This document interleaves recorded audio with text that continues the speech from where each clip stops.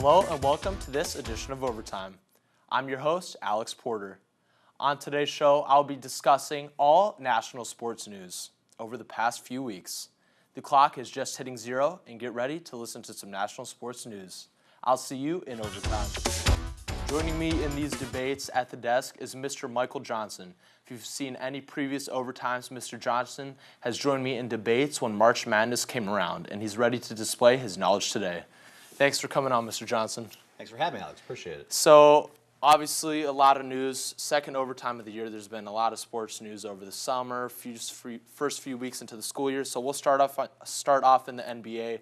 The off season was very busy, and to say the least. And we'll start off with one of the biggest moves made over the summer is Kyrie Irving, former Cleveland Cavalier, going to the Celtics. So give me your thoughts and opinions on that. Well, you know, as a Cavs fan, it's kind of tough to watch a guy like Kyrie leave because while LeBron certainly makes the team go, you know, Kyrie was a guy that could create his own shot and could finish at the bucket. And, you know, J.R. Smith has games where he's hot or he's not hot, but a guy like Kyrie was a guy that could always get to the bucket. So he's a big piece to lose. So in this era, though, of free agency, you know, a lot of times guys just don't stick around. You know, be curious to see how much longer LeBron sticks around. But, you know, I've heard some things lately where people ask, why would Kyrie want to leave? If you're playing for championships every year, why would you want to leave? I think a lot of it has to do with guys' egos. They want to go where they feel that maybe they are the main guy. But some of what I'm hearing now is that maybe the Cavs were looking to ship him already, that they were maybe trying to make him part of a trade that would have brought Eric Bledsoe into Cleveland, and that when he heard his name was already being thrown around in some trade rumors, that initiated him maybe wanting to get out of Cleveland. The idea being that if you're going to trade me anyways, he was going to kind of beat them to the punch. It stinks. I mean, as a Cavs fan, I don't like to see him go, but you know, it's the nature of the game now. Guys are going to go to where they can make more money or where they can gain more exposure. Because with a guy like Kyrie, he's making max contracts, so he's making about as much money as he can make. But when it comes to the other forms of revenue, the ways that these guys make money, you got LeBron. My son just told me LeBron's coming out with like his 29th or his 30th shoe.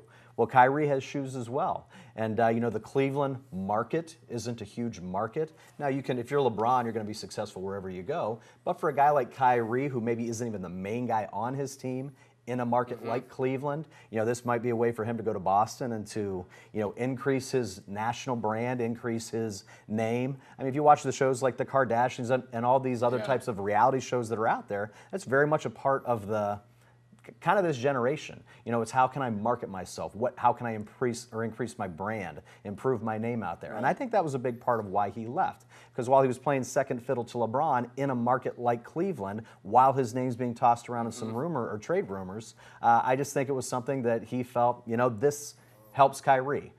Certainly I don't think it helps the Cavs, but for a lot of these guys, I don't think that's their primary concern every time. If he's been in 3 straight finals with LeBron, he's kind of won a title. I think he's looking for new challenges. And who knows, if LeBron ultimately were to leave, would Kyrie still want to be in Cleveland? Again, Cleveland's not New York. It's not LA. It's not Chicago. It's not Boston. Even LeBron before he went to Miami, had a hard time bringing guys into Cleveland to play with him.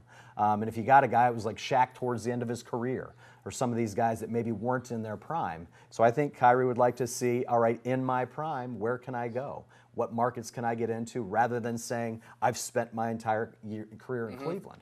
And so I think that's a big part of it. And I think like a lot of the other trades, I think much of it has to do with ego, much of it has to do with wanting to make more out of his name and see how big he can grow this brand of his. You hear it with Ball, you hear it with, you know, all these other people. It's like, I want to increase my brand, I want to increase my name. And you look at television shows, like I said, Kardashians, a lot of these other shows, you constantly hear this notion of the big names. How can I glamorize my name? How can I make more money? Make it bigger. Yes, and so I think that's a part of what Kyrie's doing.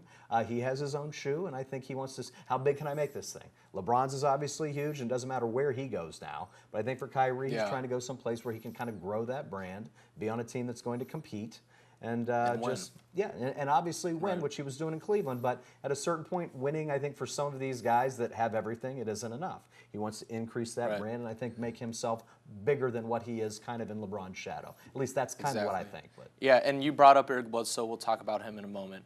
But before Kyrie was traded, he said like you said, he didn't want to be the Robin Hood, Right. or the second captain to LeBron. So he went to Boston, and we did in turn get Isaiah Thomas, which is not a bad pickup if leaving Kyrie, which Isaiah Thomas isn't, I would say, in my opinion, is as good as Kyrie, but he still makes up for something. And then we also got D Rose as well. But Kyrie is now, their Celtics are currently, as of right now, they are on a 9-game win streak, and the Cavs are 5-6 now. So if that's proving something at all, that maybe Kyrie has improved in his leadership skills and shows that what he can do, that definitely shows it in the Celtics record at 9-2 and the Cavs at 5-6. So that definitely shows something. Now, you mentioned Eric Bledsoe. Things in Phoenix, were his former team, the team he used to formerly play for, he was having some issues with the team. The team didn't start out hot on the season, and now he asked for a trade. He didn't play the last few games for the Suns, and then recently, a few days ago, he was traded to the Milwaukee Bucks, who are already a pretty solid team in the East, especially with their possible MVP candidate, Giannis Antetokounmpo. But he was traded to the Bucks for Greg Monroe and a 2018 first and second round pick. So that instantly boosts the Bucks' playoff chances and being a top seed, number 1 seed, 2 seed, if you will. So what are your thoughts on Eric Bledsoe going to the Bucks? Well, just last night, my son and I went up to Cleveland. We watched the Cavs, and they played the Milwaukee Bucks last night. The Cavs got the win. But Giannis Antetokounmpo, hopefully I got that right, the Greek Freak, you know, he had 40 points. He's the real deal. I mean, he is longer. He is longer with his wingspan. He's 6'11", but unlike other 6'11s, they're kind of big, doppy guys that often can't run. He can run. He is 6'11" and kind of plays like a guard, and he's so much longer than everyone else. He is a legitimate game changer in the way that LeBron is kind of a game changer. And so as we're watching them last night, they had some good pieces around him, but you know, the kind of pieces that LeBron has kind of put around him. A guy like a Kyle Korver that can knock down a 3 for Cleveland. Milwaukee kind of has those pieces. Yeah, they got Brogdon, Middleton, Tekovic or whatever Teletovic. The guys, he's knocking down threes all night. But they need some of those other kind of pieces or components, similar to what the Cavs had last year, I guess, when you think about them having Kyrie. And I think Bledsoe kind of gives them that piece. And so once he gets in there and gets the opportunity to play with those guys, I think you only play 5 at a time. You know what? And if LeBron's one of your 5 at all times, if Kyrie's one of your 5 at all times, you got 2 out of 5 really good guys. And so if you can find other guys to kind of complement them and be role players, you know, that aren't necessarily going to want to hog the ball, but are going to take it when Kyrie gives it up or take it when LeBron gives it up, that's kind of what Milwaukee, I think, is trying to become. You're going to have a guy in the Greek Freak that is going to get his. Like last night, he said he had 40 points, gets assists, get rebounds. If you can add a guy like Bledsoe, who's often going to have the ball in his hands and be a good distributor and find some of those other pieces, then at all points, you're going to have 2 out of 5 guys on the floor that are dominant NBA players. And Antetokounmpo being maybe the best player in the NBA at 22 years old. I mean, last night, ball gets stolen by LeBron, takes it from the Greek Freak, and you know LeBron goes down. You think he's going to dunk it or lay it up, and he gets blocked. And so he gets blocked from behind the same way we think about LeBron in the NBA Finals a couple years ago, chasing guys down and blocking them. Well, this guy for Milwaukee has that kind of ability. So I think once you put Bledsoe with him and you get the right lineup around those guys, that they're going to be a difficult out in the playoffs. They're going to be a very, very good team. And I think that's all any NBA team really tries to do. If you have the luxury of being able to find a couple of guys that are just dominant, you know, and that can do incredible things with the ball in their hands, like Milwaukee has found a couple of them, then it's really a matter of kind of finding the complementary pieces around those guys to help a team go. And I think Milwaukee is going to be all right. But not everybody gets a LeBron. Not everybody gets a Greek Freak. Not everybody gets a Kyrie. And at that point, you're trying to assemble teams without maybe some of those superstars. And it makes it more challenging to kind of put that supporting cast around not having a guy. So we'll see. But I think Milwaukee, they'll be ultra competitive. I think they're going to be much better. But like any other team, I think it's going to take them a little bit of time to gel, learn how to play together. But I think they'll get there. I think they're going to be all right. Right. And speaking of gelling, as I mentioned a few moments ago, the Cavs not having the best start to the season. They're 5-6 right now. And another team that did pick up some superstars, Oklahoma City Thunder. They picked up Carmelo Anthony and Paul George, along with them already having Russell Westbrook. They're 4-6. So what are your thoughts on the records? Because those two teams, not to mention they're my two favorite teams in the NBA, they Sorry to hear that. they are having chemistry issues, which is probably the reason to that atrocious record to start the season. But once the season gets into the thick of the season, towards the later end, they'll probably be one of the better teams in the West and the East. You know what? They're kind of similar right now, I guess, when you look at them. In that, Oklahoma City went out and got Carmelo. Oklahoma City went out and got Paul George. Oklahoma City has Russell Westbrook, and it's kind of like when Oklahoma City had Kevin Durant before and James Harden. There's only one basketball. And when you think of Carmelo, Carmelo's really a guy that wants to score. Carmelo's a guy that wants to play offense. Paul George wants his shots. Russell Westbrook's going to get his shots. And if you have guys that want to play a whole lot of offense, kind of like the Cavs right now, and don't want to play defense, then you're not necessarily going to win a whole lot of games. I don't know down the road, because the Western Conference is pretty tough. I don't know how well Oklahoma City will do in the long haul, because there are some really good teams out west. But where has Carmelo gone that he's really been successful? I know he's obviously been in New York, but there were always seemingly chemistry issues when he was there. He's going to want his shots. Is he ever going to defend? Is he ever going to play defense? So again, you've got those three almost on the court at any given time, all of them kind of wanting the basketball. I just don't know how that one's going to turn out. On the Cavs side, LeBron's been in 6 and 7 straight finals. I think their lack of defense, which is they're like dead last pretty much in the league. I honestly think he has played long enough, and he's the leader of that team. There's 82 games in a regular season. By the time you play the playoffs, if you make it to the finals, you're playing over 100 games.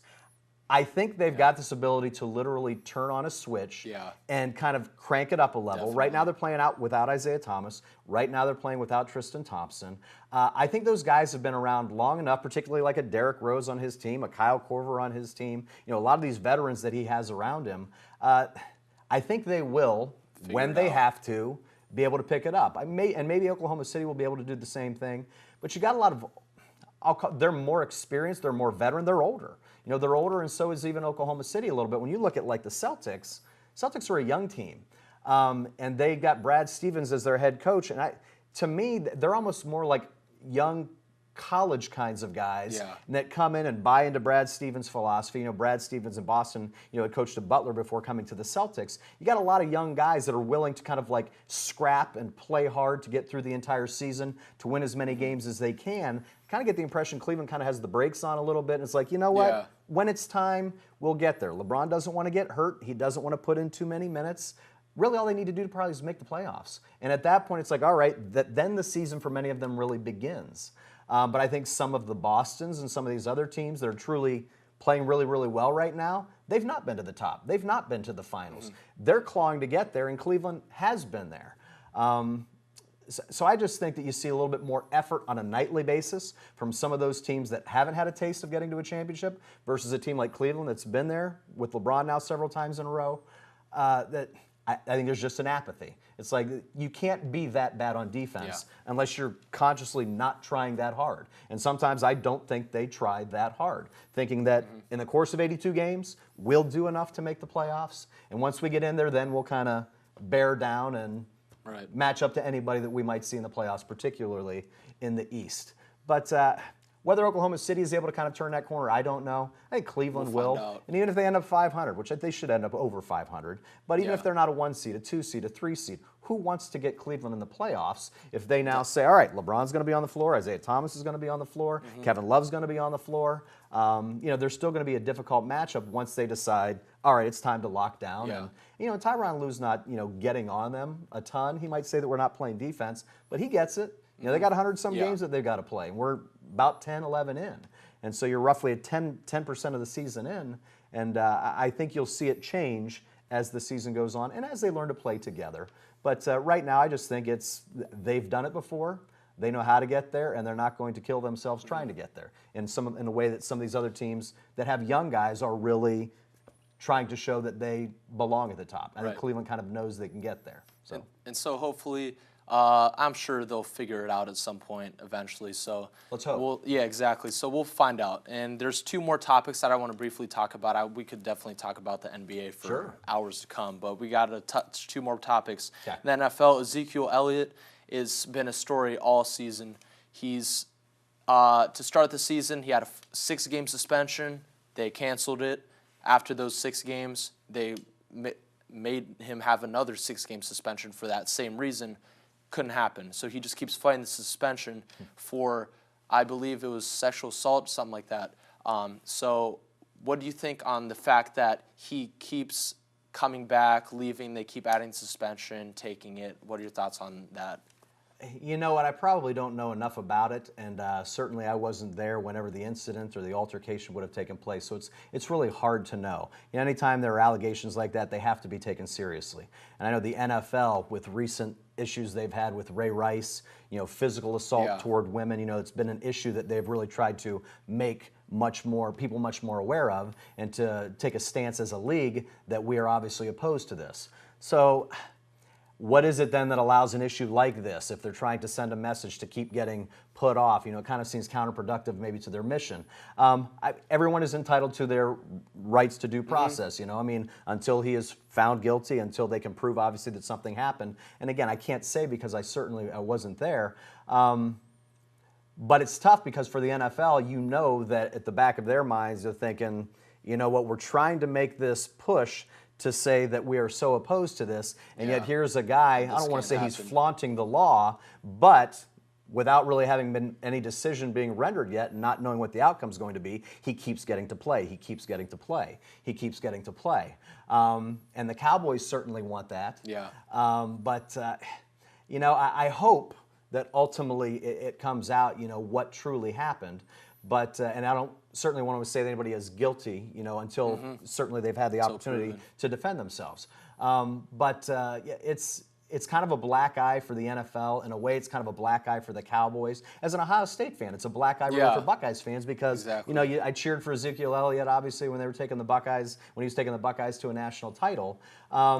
And you know, there's certain things, I guess, in his personality that initially you didn't notice at Ohio State, but the way he spoke out publicly against Urban Meyer after not getting the ball enough against Michigan State, some of the incidents he's found himself in, you know, there have been some negative stories associated with him, and it's unfortunate, and this being obviously a very, very big one. I would like to see him not get attention drawn to him in these negative ways, but unfortunately he finds himself in the middle of this. And I don't know really how to feel until maybe like a decision, a verdict finally comes in, because if he is innocent, you know, certainly he deserves every right to play right now. But, you know, if there's, you hear the expression, there's smoke, there's fire. So did something happen? Who knows? Are there perhaps women that maybe take opportunities to, you know, take advantage of an NFL guy by criticizing them of something that maybe didn't happen in an effort to kind of like benefit monetarily? Sure, it happens. I don't want to say that that's what happened here. We don't know that. You got to take every, you know, allegation very, very seriously. But until it kind of comes out, you know, in the wash really what happened here, I'm kind of indecisive because again, I don't know. It's a black eye, I think, for him to be kind of drug into this. Hopefully he's completely innocent. But if not, then I think he does deserve some form of punishment. And from a fantasy football perspective, not having drafted him, I'd like to see his butt have to sit. You know, because he's crushing me in fantasy right now. So there are bigger issues than that. And like I said, hopefully the truth comes out in one way or the other. But if he's guilty, he deserves to sit. He deserves to be punished.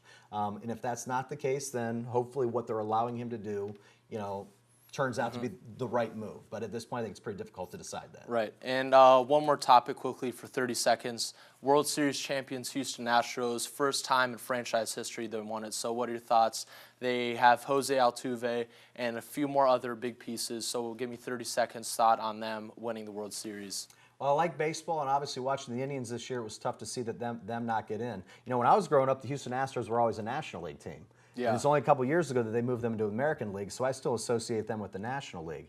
But what was nice about seeing Houston win was you had really two of the three best teams in baseball. You had the Dodgers, who dominated all year. You had the Astros, who dominated all year. No, the Indians, who played so well, didn't get in. But you really had two, really the best teams playing with some of the best young stars in the league, like you're saying, Altuve, like the Dodgers obviously have all of these guys. But with Houston having gone through the issues with the flooding and all of the turmoil that they had to deal with as a city, it was nice to see them win that because I think it was really meaningful. Kind of like when the Saints won the Super Bowl after Hurricane Katrina. It was kind of nice to see Houston and the people who have had miserable last few months benefit in some way by having a team win a championship for their city because their lives have been rotten. Their lives have been, people losing their homes, obviously dealing with all these issues from these storms. So it was nice. It was great to see that for the city. And, it was great to see a team full of young guys. They got Justin Verlander from the Tigers that really panned out well for them. He did really, really good pitching in the World Series. But, I was actually happy to see that. I would have been happy either way. Once the Indians aren't in it,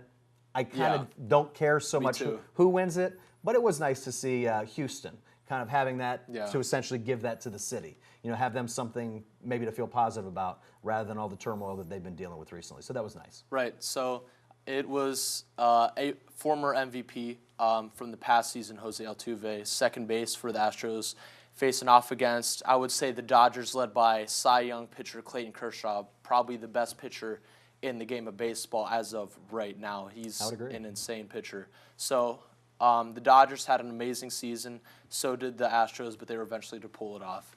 So I appreciate you joining me on the show. We'll eventually, hopefully, talk about more news that's in the upcoming weeks on next few shows. College playoffs, NFL playoffs, you got all kinds of stuff coming up. Very cool. So thank you for joining me. Thank you, Alex. I appreciate it.